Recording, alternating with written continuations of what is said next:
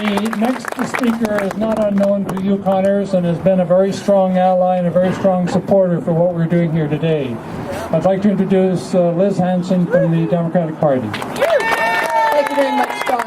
And thank you all for coming out this afternoon. It's great to see such a good crowd. And this is a really important day. It's not what's the end of this legislative session. It's not the end of raising our voices and keeping our voices loud and very well raised in continuous opposition to a government, as Dave just said to you, who has refused to listen. As the leader of the NDP, of the official opposition, I am proud of the stance that we have taken. We have been clear from the get-go that we support the final plan of the Peel River Watershed Land Use Planning Commission because it was balanced,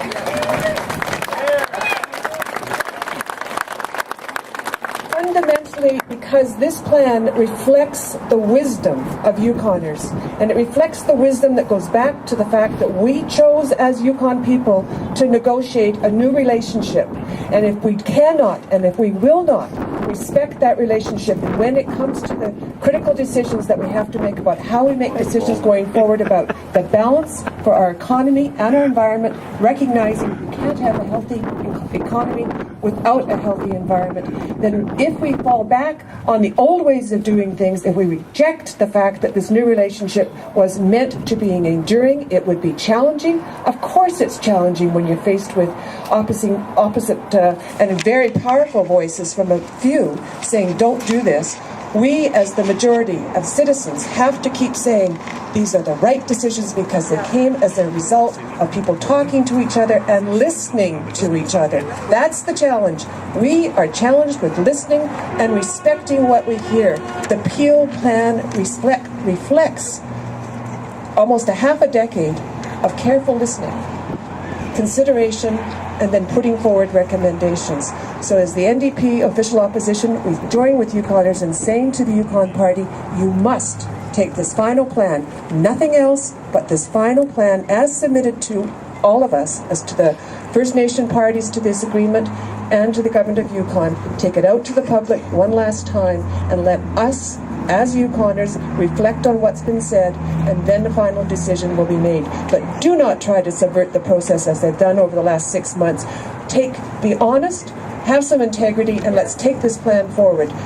And I encourage everyone here and everyone that you talk to, each one of us represents a sort of a wave of influence. You're more than just the person that is here today. You talk to your friends, to your families, to people that don't support it. Talk to them anyways, and talk about the importance of this process and the fundamental exercise of our democratic rights in this territory, because the Peel is not just a land use watershed, it's a watershed for democracy in this territory, and it's important that we not let that down.